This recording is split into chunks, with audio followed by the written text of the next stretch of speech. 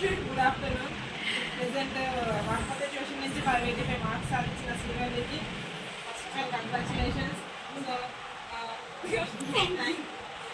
మనం ఈ మూమెంట్ని సెలబ్రేట్ చేసుకున్నాం. ఈ విధంగా 585 మార్క్స్ సాధించినందుకు ఏ విధంగా హార్డ్ వర్క్ చేయాలి, నెక్స్ట్ పిల్లలకి ఏం చెప్తాం అనుకున్నాం స్టార్ట్ చేయాలి. మంచిగా హ్యాపీగా ఫీల్ అవుతున్నాం, చాలా హ్యాపీగా.